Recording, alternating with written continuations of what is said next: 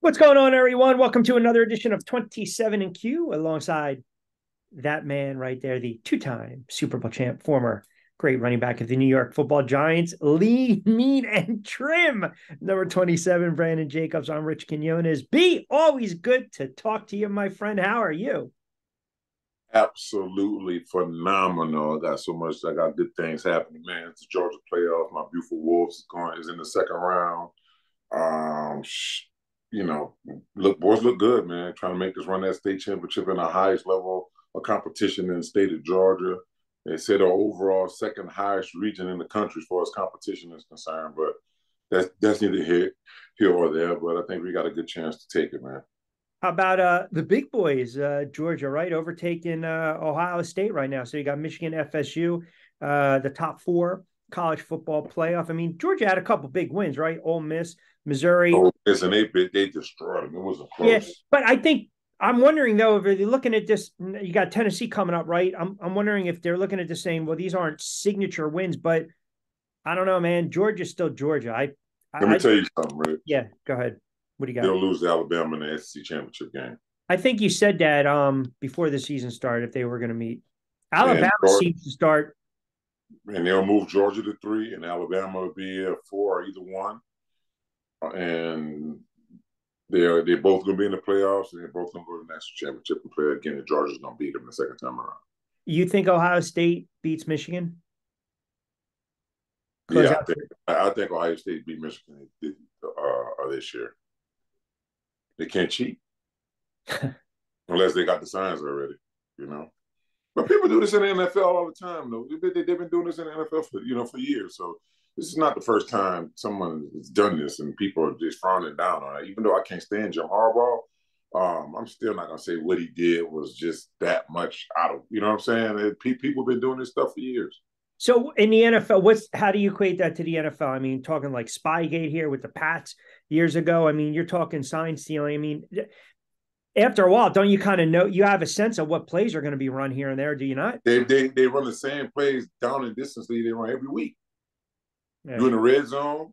If you're in the red zone on the 15-yard line, there's one first down left to be got. And this is the play you normally run on first down. When you hear this play you run on second down, when you're here, it's all out there. They tell you what they're gonna do every week. Every team got the same tendencies. They do the same thing every week. Nothing changes. I don't know why anybody got to do any extra shit to try to figure out anything. Anyway, it's all the same.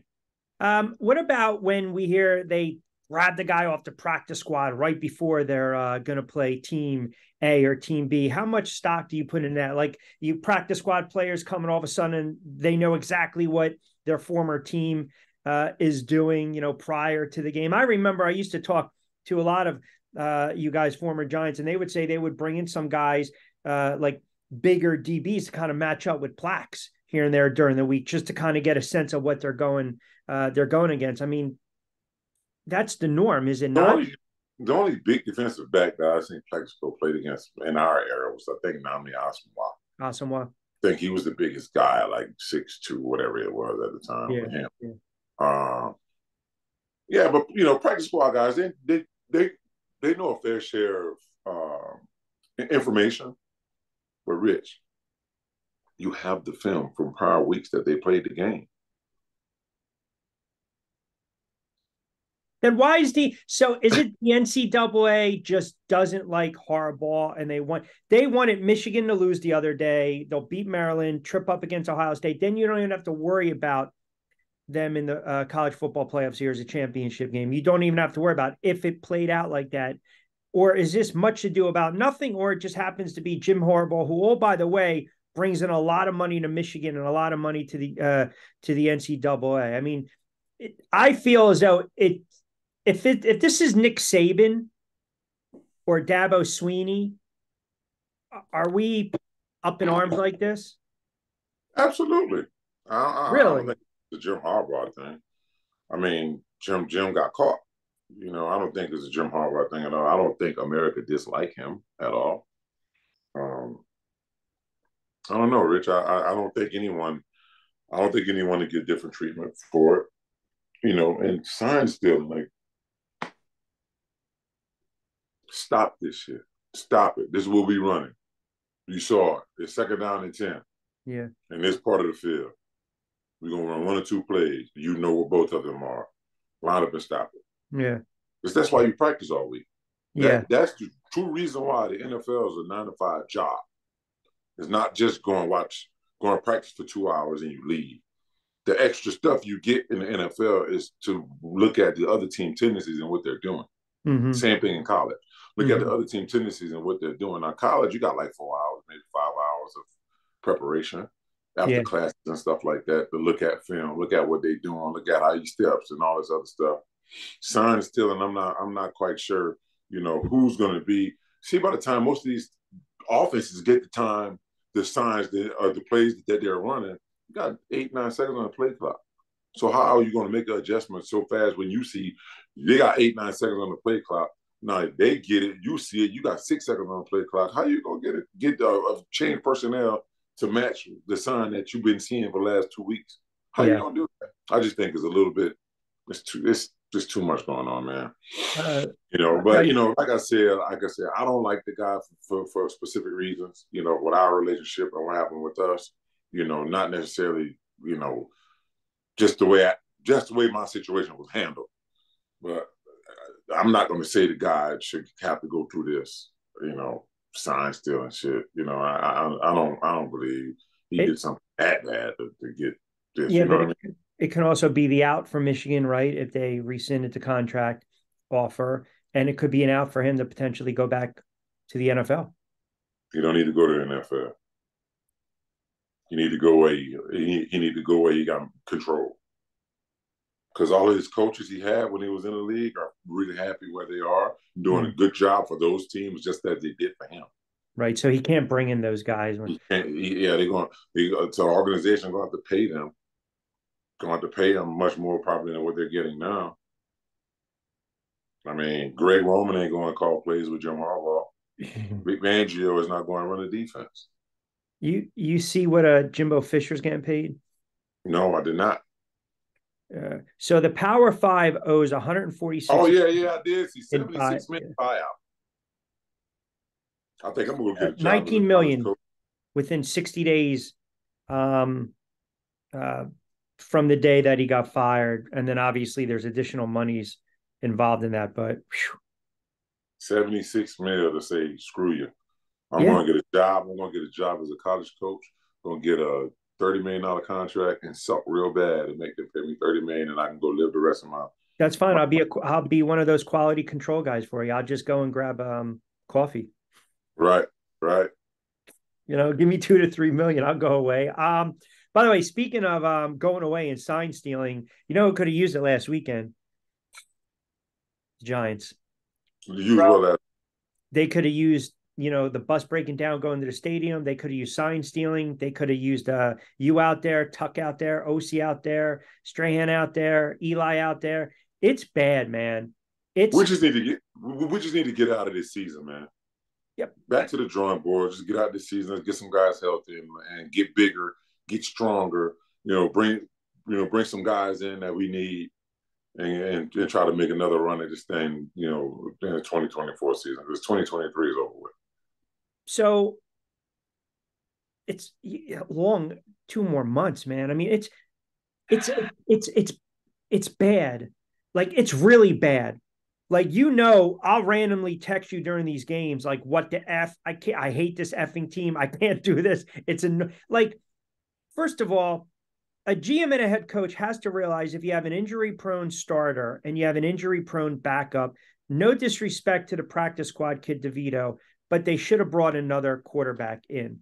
That being said, the offensive line is still horrible. It's really, really bad. And now everyone still wants to place the blame on the quarterback. They want to look at the play calling. The wide receivers aren't getting separation. It's a culmination of everything. It's bad, but it was horrible to watch that game the other day because Dallas was trying to run up the friggin' score. Yep. They were trying to run up the score, and there was absolutely nothing that the Giants could have done offensively to combat that. There's nothing they could have done defensively to shut them down. They got play. I don't remember when you played. Can you recall seasons where 6, 7, 8 guys were constantly hurt? Explain. No, We normally have one or two every week. Not like every other week, not every week, but every other week, every 2 or 3 weeks. We not this many guys. I'm telling you what it is, man. What is it? Is it I the think training? I think it's these guys nowadays going off, breaking off on their own and doing their own off-season training. And I think their bodies are not prepared to go through what they need to go through. They're doing different, more band training and stuff like that. A lot of these guys aren't hitting weights. A lot of these guys aren't squatting and doing power cleans and stuff, and stuff of that nature. I think it's really the workout regimen that a lot of these guys are on in the off season. That's what I believe. I don't think it's the franchise's weight issues. I think it's more what they're doing on their own with their specific trainers in their home cities or wherever it may be. So then why don't they just stick to the script, right? I mean, because they can't make it mandatory. That's These true. guys want their time to be able to travel and do whatever they want to do. Yeah. They don't want to be cooped up in Jersey in March, and, in April, unless OTAs or something comes around, minicamp or something like that comes around. They don't want to be cooped up there. Say a guy from Florida, he want to, okay, the season's over. I'm going to train down here until OTAs and minicamp comes, and then I'll come back. Guys don't want to spend time there. Guys don't want to be there. So aside from the playoff years and the two deep runs, winning the Super Bowls, 7-11, 7-8, and 10-11. Well, 2007, 2011 is what I say. That ends, say, February. Did you take a month or so just to let your body heal? After those runs, you mean? Yeah. We partied for a month. We partied for. Of course, you got to make the rounds, right? Yeah, no, we definitely partied. I definitely took that time off, but letting your body, we damaged our bodies even more. We damaged our bodies even more after those runs. For that 1 month, we was just throwing them back. Which ones was more, you got to go to church twice on Sunday, 2007 after, or 2011, the month of partying? Which one was? The first one, the 2007 Super Bowl. Yeah. Well, I was going to say, which one do you remember more? The 2007 Super Bowl. Yes, sir. That one that we had so much fun. We were so confident the second time around, it wasn't as big of a deal to us. We had beat that team earlier that season. Now, the score didn't show up, but we dominated them. We had all kinds of penalties and stuff like that. We should went on the road, beat them late. Yeah, went on the road and beat them there. So it wasn't the same. Like, people kept saying, "What if they beat you guys in the season? What are we gonna do? What are we gonna do? We can't go lose and have it repeat it like that. No, we're gonna destroy this team." Yeah, that was what was it? Eli corner the end zone of Ballard, right? Jake Ballard. Mm-hmm. Yeah. I thought after the Atlanta game, you really had a puncher's chance against San Francisco. It's just, and that was a slugfest. Yeah. They landed some hard right hands, and we landed some hard right hands. Yeah. They got up, we got up. They threw more right hands, we took more right hands. We threw more right hands, they took more right hands. That's what it was. If you want to equivalent, if you want to make it boxing wise. Yeah. But the difference though is, so you have a season like this where the head coach, the bloom is off the rose, so to speak, with the head coach, Brian Daboll. You've got question marks surrounding the quarterback. Everyone's saying, tank it, or just, lose these games. And I know players don't go out there. Yeah, there's business decisions, but as a whole, you still have stuff on film. It's your livelihood. You might be a free agent. You might get traded. You might be looking for a contract. So you have to go out there and put forth max effort, because if you don't, you can potentially get hurt. They're not going to win a lot of games. They might win 1 or 2 more games, maybe. So let's just say they finish top 5, top 2 to 3 draft picks. The conversation now all of a sudden is you have to go after a quarterback. Where I still maintain, I get it, start fresh, blow it up, but until you fix the offensive line, I don't care who is back there. So right now, put your GM hat on for a second. If they have a top 2 or 3 pick, do the math. Arizona showcasing Murray, who looks like he's healthy. So, maybe they trade him, maybe they keep him. Chicago's probably going to want a quarterback, depending upon what happens with Fields. Carolina's got a quarterback. Indianapolis has a quarterback. New England's probably going to want a quarterback. So I'm just trying to think of teams that would be quarterback needy. If you're the Giants, is this a really tough spot you're in? Yeah, it's a tough spot in them because they're not going to get a quarterback. Even though I think possible they could because they're out of Daniel Jones's contract after next season. Correct. So I think it may be something that they want to do if they don't plan on keeping them, but bring a guy in to sit and maybe get better as the season goes on to bring him in towards just depending on how DJ is doing. But at the end of the day, man, the same problem we always talk about with the Giants every year in and out is what, Rich? Offensive line. It's so we need to draft offensive linemen, right? Always, right? And it's never the problem. It never get fixed. That's why I say all of this, like we could sit here and talk about all of this and it's just pissing in the wind, just hoping we don't get wet. You don't know what these guys are going to do when you bring them in. You don't know what their capabilities. You saw what they did in college and pushed around a bunch of other kids that's 2 years younger than them, right? But now they're getting ready to come in with grown men and it don't have the same effect, right? Yeah. Let's go back to Golladay. All-world season in Detroit the year before he came to the Giants. Paid him $84 million, and he didn't piss a drop. He had one play, and that was the playoff game where he had to block to free Saquon. That was a $75 million play, right, on that drive late in the game against Minnesota. Other than that, so that's what I'm saying, though. Is Kenny Golladay a bad wide receiver? No, I just think the Giants made poor judgment on getting him. That's just what I think it is. We drafted Evan Neal in the first round, big tackle from Alabama, been killing people in college. Not the case in the NFL, right? Andrew Thomas has held up his end of the bargain as far as being effective. Can't stay healthy. Stuff like that. Like so Bryce Young, even though he went to a bad Carolina team, Bryce Young comes in struggling to get wins, turn the ball over, but he destroyed the SEC and the nation, at Alabama, right? But now he's at Carolina and can't sniff a win, can't come close to one. Different animal. Struggling. You know what I'm saying? So it's like that. Look at these guys who's coming off the bench who nobody even know who they're meant to. Yeah. What's his name? Levis. Yep. We don't know. These guys are coming in here playing good footballs, right? Yeah. They come in playing good football. They taking care of the football. They're not putting in too much danger. And they're playing good football. So it's just a crapshoot, man, with all of this. Like the Giants, for crying out loud, I'll piss in the wind and take a guy in a draft that got a third round grade. I'll take him in the first round. Shit, you never know. You just never know. Yeah. That's what this is anyway, man. Like they're taking this guy that all of these guys are consistently talk about. Mel Kiper and all these guys, are consistently talking about these guys for 2 months. 2 months like of the draft. They basically telling these teams who you should take. Who to pick. These guys are dominating kids, so you don't know what they're going to do when they get into the NFL. It's just luck to me, man. Yeah, I don't think they give up on Jones just yet. I think the injuries I agree. The offensive line, and like you mentioned, and even if you drafted a quarterback, Jones is going to be on the roster to start the season. I mean, think about the deal, 4 years, $160. Saquon, I think that's a different story. Some of these other players, I think it's a different story. But my concern is I cannot recall a time. Like I go back to McAdoo, who I couldn't effing stand with his stupid oversized Denny menu playbook.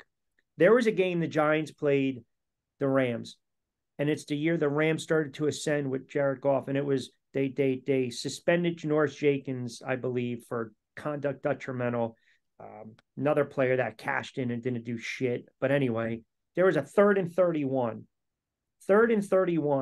in the rain, and the Giants give up a 51-yard touchdown to Robert Woods. And at that moment, I said, McAdoo is gone because guys are making business decisions. Guys are barking on the sidelines.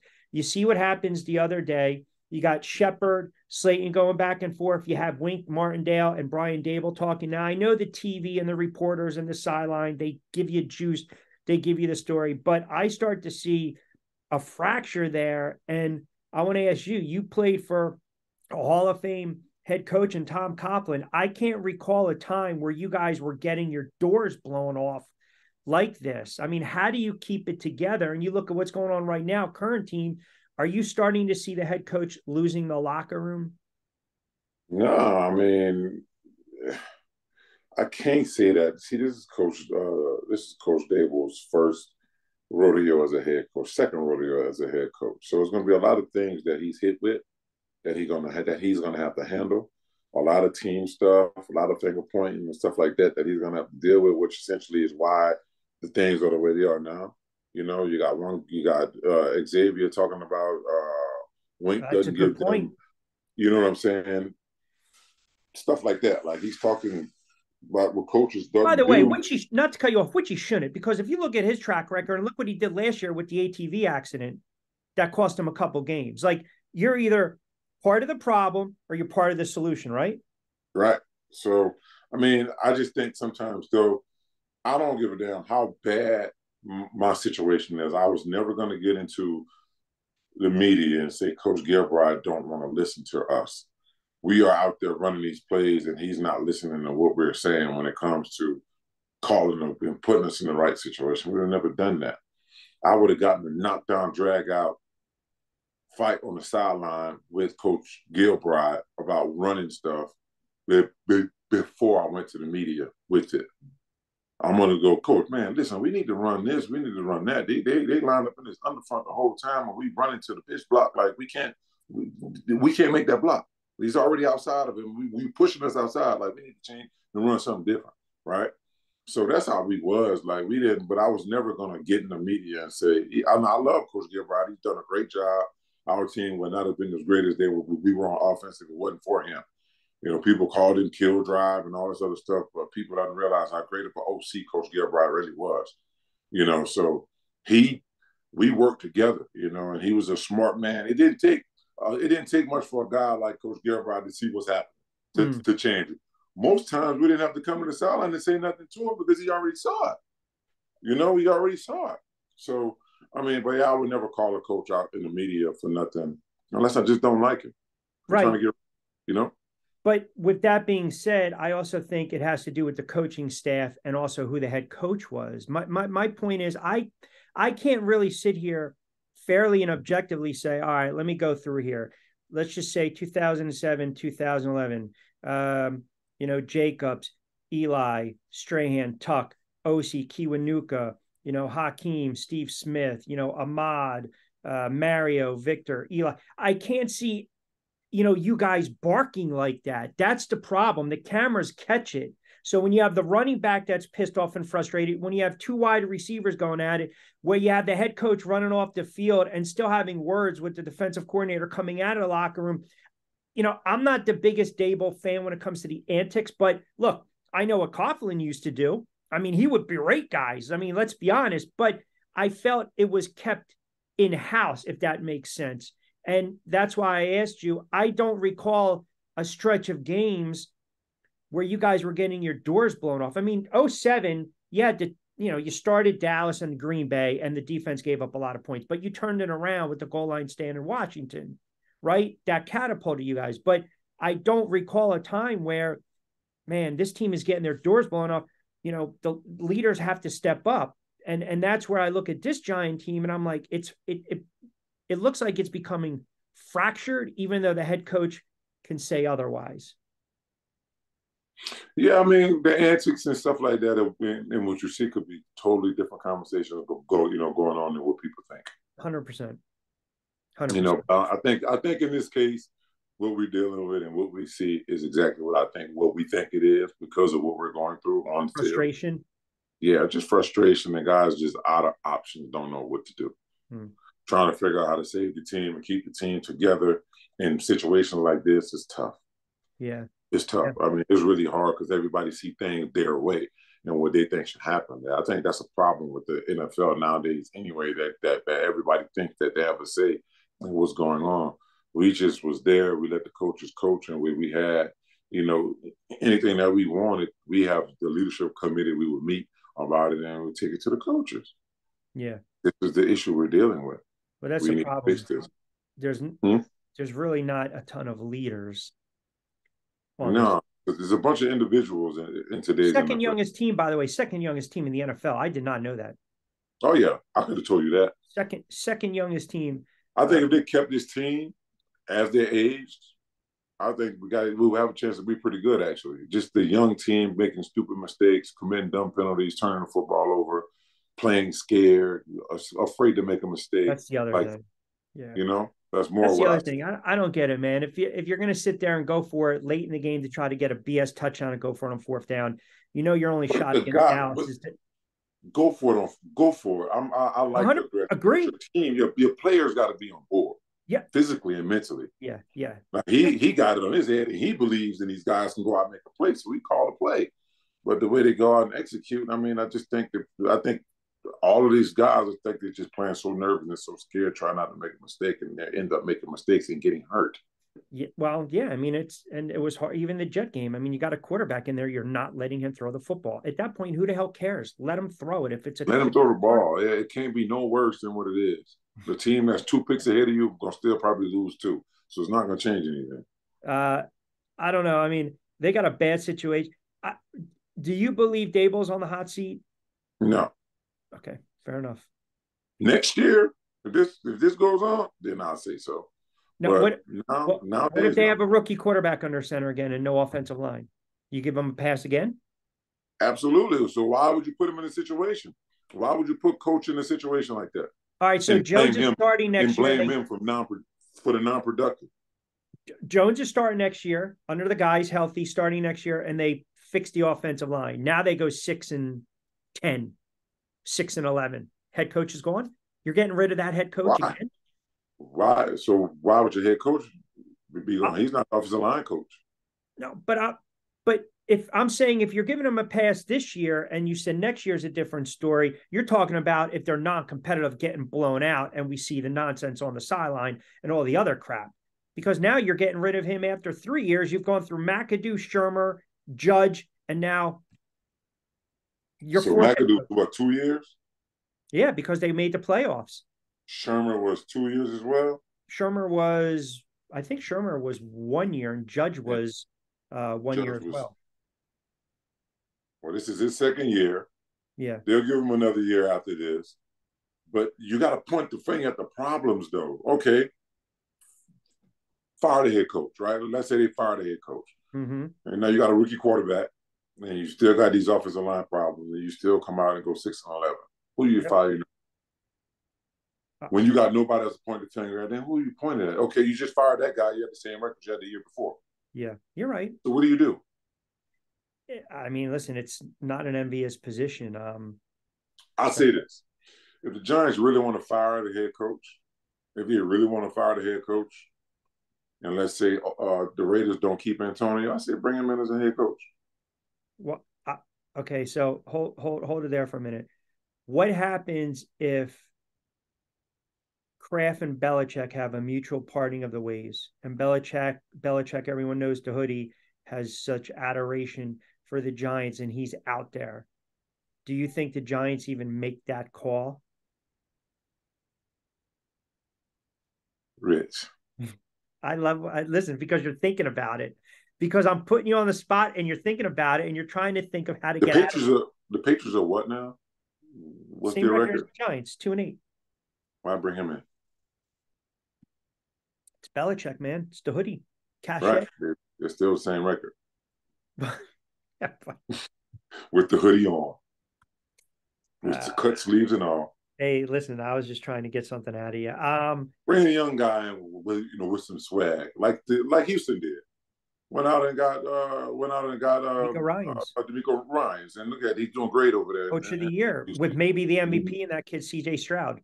With the rookie quarterback that's killing him. He's unbelievable. I think if you're the Raiders, you have to see how it plays out with Antonio. I think without a doubt, I think the Raiders are keeping Antonio as the head coach. Really? Without a doubt. Because I think they win 5 of these next games. Let me pull up their schedule. With a backup quarterback, with a rookie head coach. Yep. They've got, I'll give you their schedule. Miami, Kansas City, then a bye, Minnesota, the Chargers, then Kansas City. They're 5-5 right now. Yep, I think they're going. Win five. Five of the. I think they're gonna win the five. Like 5 games. They To got get what, to 10. 6 games left on the schedule. Yeah, so they got 2, 4, 6, 7 more games left. So you think they'll go 5-2, which means they're 10-7, which should give them a playoff spot. Yep, I think so. What do you think of this Cleveland issue with Deshaun Watson, man? I mean, It's is that cooked. Cleveland is my new Jacksonville. you taking my word? You're stealing my Yes, phrase? but why would they? I mean, I shouldn't. I listen. I'm happy being a player. I'm happy for Deshaun Watson. Make no mistake about it, right? But making sense of something as an organization and where I am now, when it comes to sports media, that's the worst decision that they could have made. This guy hasn't played a whole season for them yet. He's had this off the field BS. Now he got a fully guaranteed contract. They can't even pay another guy if they wanted to come in and be able to do something. And they're still doing good. They're having a great season. Going to make a run, but it's a good thing they got a backup quarterback that's going to be able to play for them. So you know who they had in training camp on the roster? They had Dobbs. They had Dobbs, baby. You know, Dobbs, man. Listen, man. Journeyman of the year. No, I listen. I got hammered for saying this, but God bless Damar Hamlin, right? If there's a courageous, inspirational award the NFL gives out, give it to this kid. But comeback player. It's got to be with that. I don't care if you get killed for it. I don't care about none of that. I disagree with giving Damar Hamlin that. If it's about football and production, Josh Dobbs. Yeah, Josh Dobbs, 100%. 100. I'm agreeing. I totally agree with you. If it's like courageous and inspiration, give it to that kid. But we know it's a marketing ploy by the NFL. But Dobbs, I mean, think about this. He's with Arizona. Murray goes down. He plays relatively well, and they played hard. They trade him in Minnesota because my guy, Captain Kirk, goes down. And now he's playing like lights out, where this team has an opportunity to make the playoffs, man. But Rich, he played great in Arizona. Yeah, he played well. He did. They were in every game except one game. Yeah. When they played the 49ers, it got dusted. Yeah. Right? They beat the Cowboys. Right? Yeah. They were up on the Giants. The Giants came back from behind and won. They were in every game with Dobbs at quarterback. It wasn't because of Dobbs, it was because their defense stunk. Yeah. You know what I mean? Josh Dobbs, man, comeback player of the year. And like I said, the stuff Damar Hamlin went through, it should be some sort of award made. Agreed. Some sort of courage award or something like that he can get. But the comeback player of the year is supposed to go to the player who's has some production. Yeah, like like that. So I don't want to discredit anything that happened with him. We definitely should get some kind of like the ESPYs, they do the Arthur Ashe Courageous Award and stuff like that. But and Cleveland's defense is playing well. That's a big win, man. They had against Baltimore, because everyone was looking at Baltimore, Kansas City, top teams. Jacksonville got humbled, man. The 49ers, smashed them. Yeah. Smashed them. But listen, I think Seattle wins the West. I think Seattle wins the West. Geno Smith, baby. I can't. I know Geno's your guy, man. Geno Smith. No, I can't go there, man. I will not give that to you. No. Geno Smith. Geno Smith. I'm telling you, man, that guy, man. How about this, right? Who'd we crush every week last year? Who did we crush? Said he was cooked. He was done. What quarterback? Aaron Rodgers. No. You did. He lasted 4 plays. Russell Wilson. Oh, Russell Wilson, yeah. How about the other night? And then, you know what's really piss poor? So Sean McDermott's going to get fired. So the offense struggles.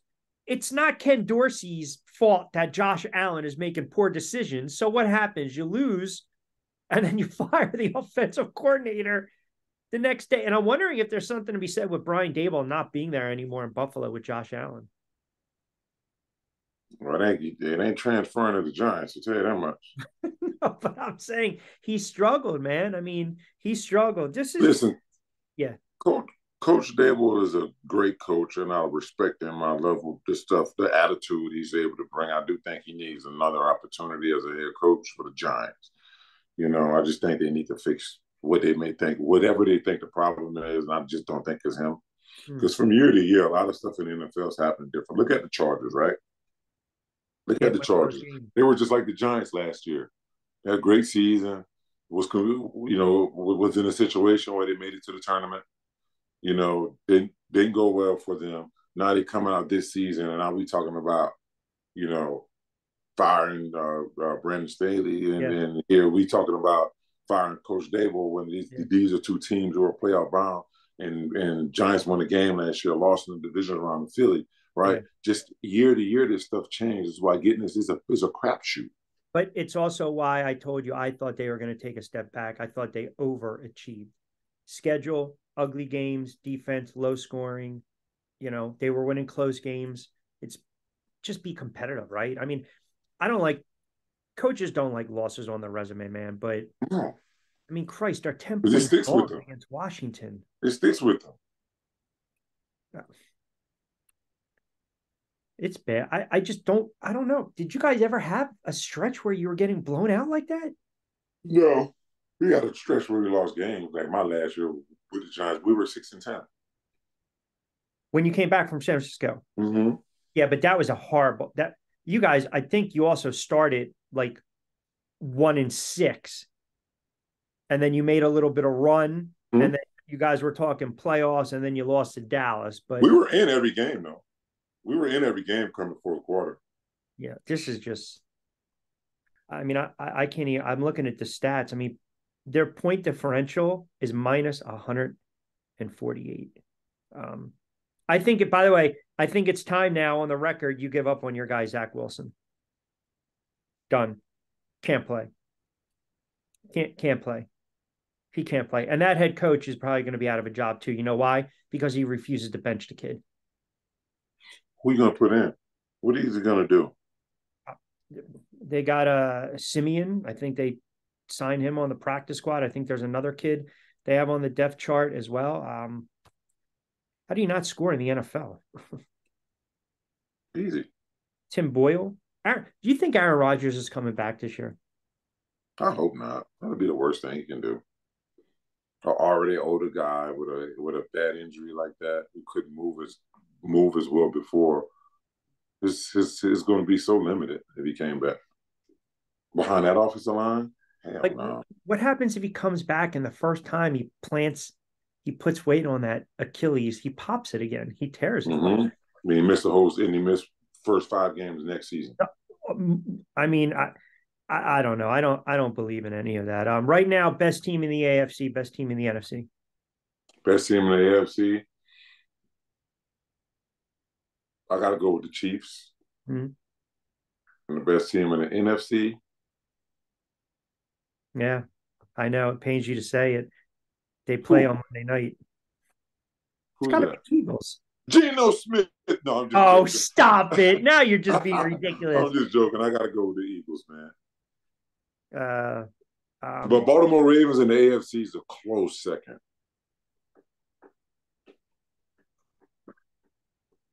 yeah, Close second. Jacksonville kind of fell back down to earth. Houston's a young team. Pittsburgh, I don't trust their offense. Cincinnati, I can't figure them out. I thought Cincinnati was getting ready to make a run. It's going to be a good game. Kansas City and the Philadelphia Eagles. Giants have Washington this weekend. I'm just pulling up these games. Who are you picking?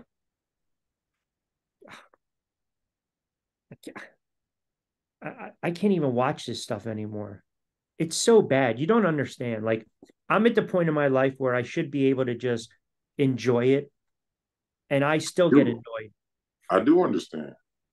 I mean, I get annoyed during preseason games.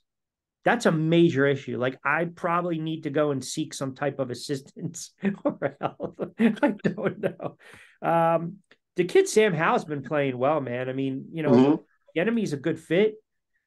They're like Newest head coach in the NFL next year. What's that? newest head coach in the NFL next year? Well, I think if Rivera gets fired, I think they will promote Bieniemy to head coach. But do you think they fire him? Ron Rivera? Yeah, I think it's I threw out perhaps Belichick. I even threw out Belichick perhaps to the Jets to come full circle to stick it to New England. Oh yeah. New England don't have any. New England is going to let Coach Belichick decide his own fate. Right. So if but he wants to beat Shula's record. So if they say, thank you for all the years of service in the Super Bowls and you're everything to the franchise, to best of luck. Now he goes to a situation. You got 28. Is what 28 games, 29 games from that? I'd have to pull it up. He's not retiring. He's not. I mean, he's made it known that he wants to beat Shula. Don Shula's 347, Belichick's 331. So he's 16 games away, 17 to pass him. He's not retiring. No, he's not. And I thought maybe Washington ready-made defense, but then they traded, Sweat and then Young. But that quarterback looks legit, and Mac Jones stinks. So Belichick definitely wants a quarterback. Hey, I got to ask you, because I know I got you for a couple more minutes. Did you see this crap with the WBC?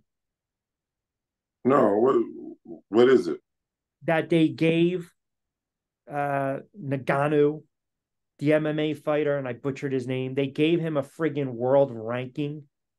They stuck him in the top 10 based on that slop against your guy, Tyson Fury.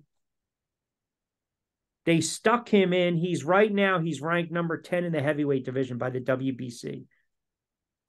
How's that even remotely possible? I don't know. Tyson Fury took him for granted. Yeah. No, I say not granted. He took him. Took the fight lightly. He took it lightly. Because you see these MMA guys come in and they get outboxed, outclassed really bad by fighters.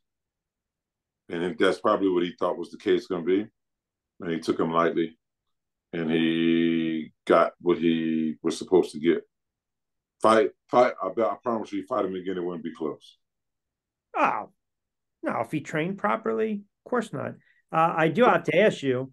So, Shakur's fighting this weekend. Yep. I hate it for Shakur, man. What's that? I hate it for him. He went off on a little tangent saying the boxing media is pretty much a bunch of jack-offs. I think it's boxing media. He said the boxing media, I think he was getting, and then he said, this is why probably guys like Haney and, Tank kind of are dismissive. I think it's more on social media. There's not really legit. There's the boxing guys that are legit, but then there are ones that are not credible, and they'll tweet the stuff, they'll post the stuff, they'll do stuff. I don't know why these fighters should even concern themselves with that, because it doesn't matter what sport someone's called. There's always in boxing, the media dictates a lot, though, Rich. Of course they do, but it dictates who gets certain matches at times too. It goes with following. You know why? It goes with following and support. Yeah, but it works both ways, man, right? Because when you're building somebody up and you're pro form and you're positive, that helps their career. And then all of a sudden you want to write one negative thing or one criticism about their style or their fight or how they're being managed. And now all of a sudden we're jerks, we're idiots, we're not knowledgeable. I have this discussion all the time with people. I can't stand, even early on when I was covering the sport, and now that I'm calling fights, I never liked when someone said, what the hell do you know? You've never fought. First of all, you don't know my background. That's number one. Number two is, if I never professionally laced up the gloves, does that mean I'm less knowledgeable than someone that has? No, not necessarily. Okay, that's the one problem I have. And I understand building these guys up, but your job is also to report. See, I think with boxing, the media is more opinionated, where, say, the NFL at times, yes, they push narratives, but they're reporting. I think it's different with boxing because it's a singular person, it's a fighter, and they take it so personal. So if I sit there and say, I love Shakur Stevenson, he's a talented fighter, and I'm just But saying this.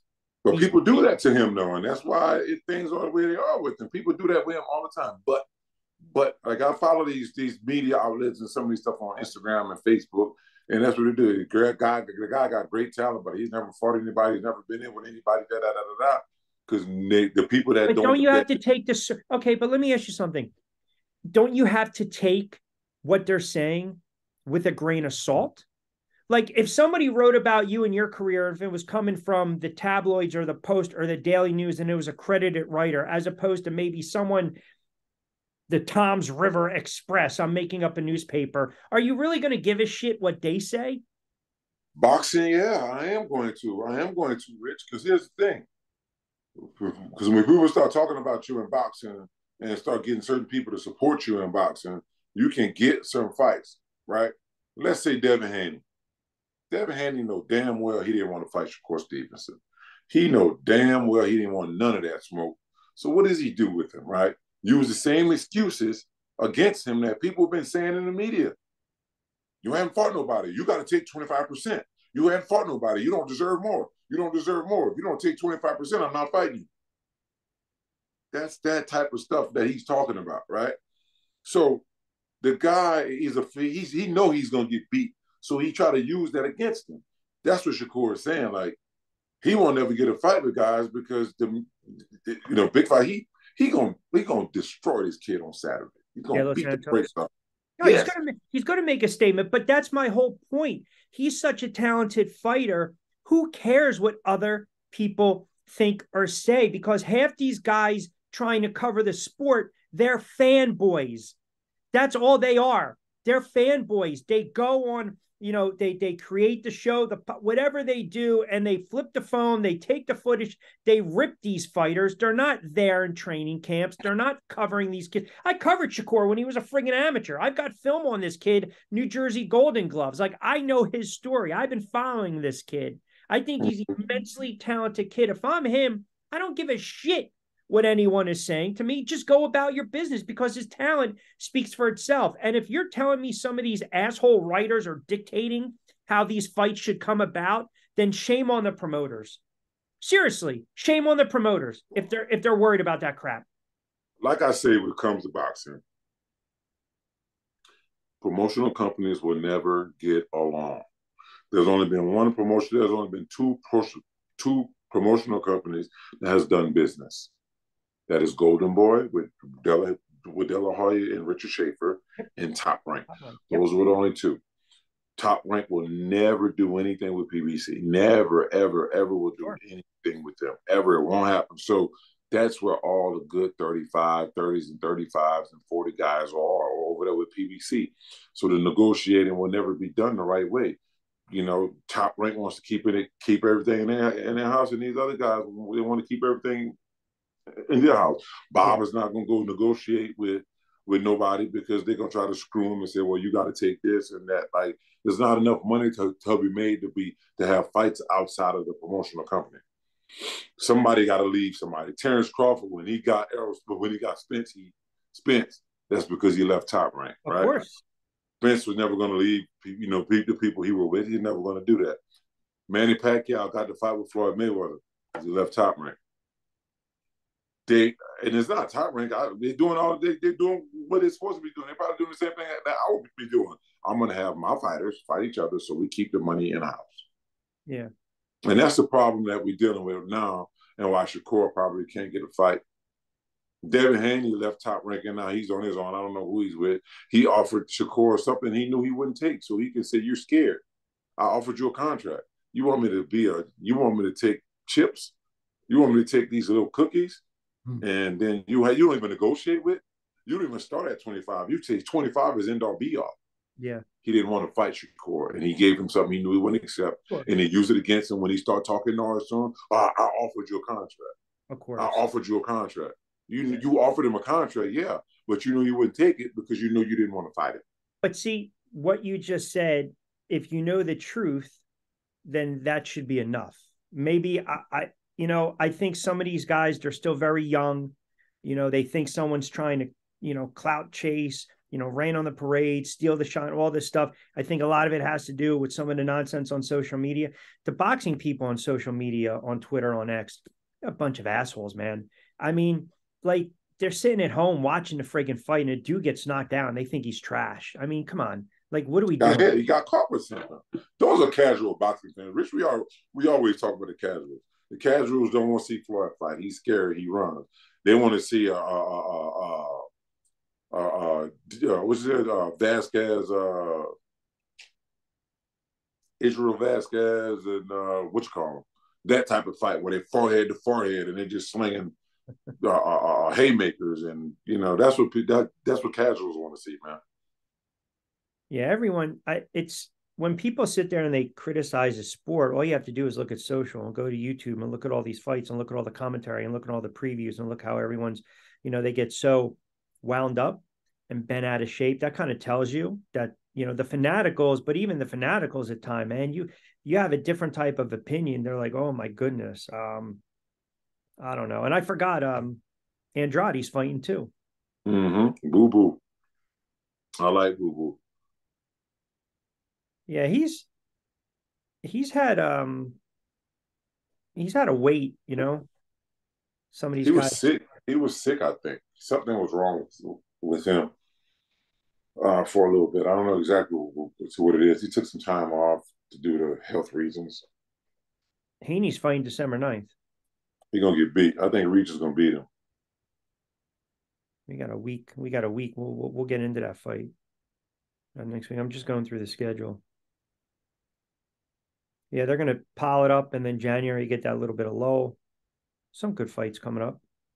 I gotta go to some fights next year, man. I haven't been to a good fight in a minute. I gotta go to some. Like in Vegas? Yeah, Vegas or wherever they may have them at. Yeah. I need to talk to you too. We need to get this guy moved. My new fighter, Anthony Reeves, Iceman, baby. Is it a done deal? Gonna be a done deal. Gonna be.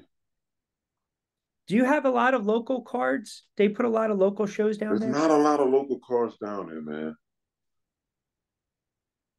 There's not a lot of local cards down here, man. There's not a lot going on down here when it comes to boxing. Yeah. Overtime, I think Overtime did something down here a few weeks ago. Something like that, but it was just some Carolina. Sort of... Carolinas are a little different. I did that card in was it DC or Baltimore like a month ago? They had 15 fights. They had 8 kids from Carolina. How long do you think those fights lasted? A round, 2 rounds at most. Straight across, brother. All first round knockouts. I figured. They say. So was it just so lopsided, just like that? But it's supposed to be lopsided. Those are guys being moved up, right? Turn. Like, I'm not going to put my fighter in when nobody that can crack him. No, but here's the problem.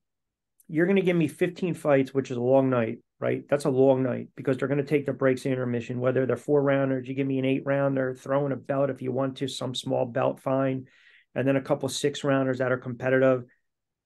I can't justify as a promoter charging somebody $175 for ringside seats when 8 out of 15 fights or 8 out of 12 fights are first round knockouts because I'm putting kids from Carolina who, no disrespect, can't fight. They just can't. That's why they say North Carolina NC equals no chance. And I'm not making light of them, but I'm just saying, so how do I determine? I understand moving the fighter, giving him some easy fights, B-side journeyman guys. But after 3 or 4 or 5 fights, as a promoter, there's no point in sticking the kid from Carolina who's 1-7 against a 5-0 guy, because what am I learning about that 5-0 guy? I'm going to learn more if it's maybe against a 4-6 fighter, a 6-4 fighter. That's the problem I have. Whether it's 4 rounds, 6 rounds. No. You got to move your guy cautiously, but still give him somebody that can present some kind of problems. But after how many fights? Many fights is my point. If you had... Let's see, my guy, let's see. I'm going to get him to 9-0, 10-0. Right? And then after that, we're going to start putting him in with some guys that can that can crack Okay, a so little bit. I'm a fight or two off, and I bet he's fought all 4 rounders, right? Mm-hmm. So after 10-0, you're probably going to bump him up to a 6 rounder or a Yeah. 4 rounder with a little more competition. Oh, an 8 rounder. I'm So you going got up to, okay. 4 to 8. I'm not gonna do no 6 rounders. Yeah. I'll do So four to eight. what's really the difference? 6 or 7-0, and then 10-0 is my point. Like, stop putting, they put these lopsided cards, which I think do a disservice to the small local shows. That's what I don't want to go. I get annoyed. I get annoyed by the 12th fight when you know it's going to get stopped. I mean, I don't come across that on the air, but in my mind, I'm like, this dude's going to get knocked down in the first round. When was this? When did you do this? It was down in Baltimore. Gotta let me know, man. Now, well, if you got something from like February, like after Super Bowl on, like let me know. I'll join you at the on No, ringside. and I told, well, we're trying to get more stuff down south, trying to get more stuff, but in the South Carolinas and then Florida. Florida's it's becoming really a hotbed, man, with some of these young fighters. But no, definitely you already know that. It's just this card was just very, it was lopsided, man. It just Mm-hmm. wasn't. I don't know. I like competitive fights. I know you're not always going to get them, but I'm with you. so, but you going to be on ESPN radio this weekend? Every weekend. I mean, do you want to plug it? Hmm? You want to plug it? You want to let everyone know when and where? It's free plug Oh, time. oh, it's prime time, baby. ESPN radio. You got ESPN app. You got chat. You got channel 80 on satellite on Sirius Satellite Radio. Yeah. From 4 to 7. Lately, it's been 5 to 9. So that's ESPN radio on the app and channel 8 on Sirius Satellite Radio. Check me out. Me and my boy JT Jeff Turner, we on there, you know, talking, having fun, man. Just talking about football, just talking trash about people, and you Doing what know, you do best. doing what I do best. So, Um, they can't tell me, well, he can say what he wants. He's never been there. He's never played. Yeah, I tell you, I have played. So you can't use that excuse with me. uh, give the big man a follow as well. Social media at Brandon Jacobs 27 on X. All right, big man, say what you have to say as we get you out of here. Hey, everybody. Hey, everybody. Hey, man, y'all just be good. Have a great weekend. Good humanity. Stay out the way. Yes, ma'am. No, ma'am. Yes, sir. No, sir. Thank you. Please. And y'all know the rest, man. Y'all have a wonderful enjoy the rest of the week. Have a great weekend. And stay out the way, man. Big man's being monitored. He leave the cursing up to me. He's got to cut down on that, right? The big man's being monitored. For the two-time Super Bowl champ, former great running back with the New York Football Giants, number 27, Brandon Jacobs. I'm Rich Quinones. Don't forget, give us a follow as well on the channel. Listen to the big man over the weekend as well. ESPN Radio, talking all things NFL and then some. Pete, always appreciate you, brother. Good to catch up. All right, bro. Good to see you. You too.